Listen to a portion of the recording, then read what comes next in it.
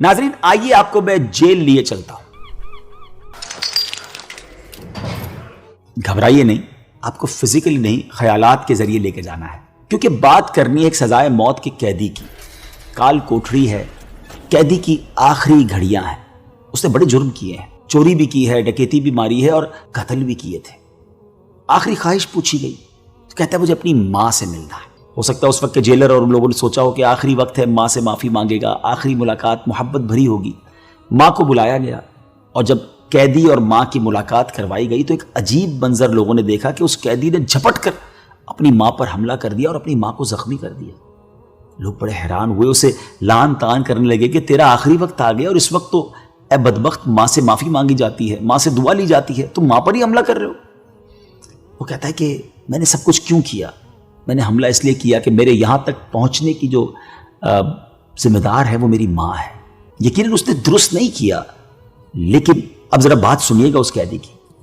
کہتا ہے جب میں اسکول میں تھا، چھوٹا بچہ تھا، تو اپنے کلاس فیلو کی کوئی چیز چوری کر کے لے آتا تھا. کبھی پینسل لے آتا تھا، کبھی ربڑ لے آتا تھا.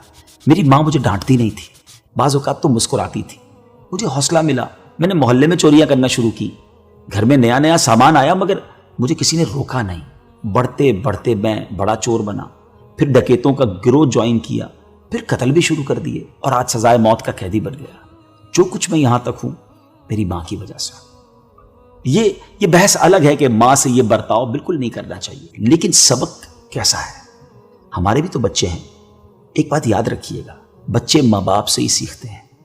جیسے ماں باپ ہوتے ہیں بچوں پر بڑا امپیکٹ پڑتا ہے. دیکھیں نا، جن گھروں میں نمازیں ہوتی ہیں، عبادتیں ہوتی ہیں، درود ہوتے ہیں، نعتیں ہوتی ہیں، تلاوت ہوتی ہے، بچے اسی سے اس کو ریپیٹ کر رہے ہوتے ہیں. ہم نے دیکھا ہے کہ چھوٹے چھوٹے بچے جب امی ابو کو یا دادا دادی کو نماز پڑھتے دیکھتے ہیں، وہ بھی ساتھ جا نماز پر کھڑے ہو جاتے ہیں. انہیں نماز پڑھنا آتی نہیں مگر وہ کاپی کرنے کی کوشش کرتے ہیں، کیونکہ گھر میں ماحول اچھا ہوتا ہے. اور جن گھروں میں لڑائی جھگڑے ہیں، گالی گلوچ ہے، بے حیائی کی باتیں ہیں، بعض اوقات وہ بچے باہر بھی اس طرح کی باتیں کرتے ہوئے نظر آ رہے ہوتے ہیں. اب آپ غور کر لیجئے کہ ہمیں اپنی اولاد کی تربیت کیسی کرنی ہے. ہمارا قرآن مجید فرقان حمید ہمیں کیا ارشاد فرماتا ہے؟ رب کا کلام فرماتا ہے، یا ایھا الذین آمنوا قوا انفسکم واہلیکم نارا وقودھا الناس والحجارہ. اے ایمان والو، اپنے آپ کو اور اپنی آل کو، اپنے بچوں کو اس جہنم کی آگ سے بچاؤ جس کا ایندھن آدمی اور پتھر ہے.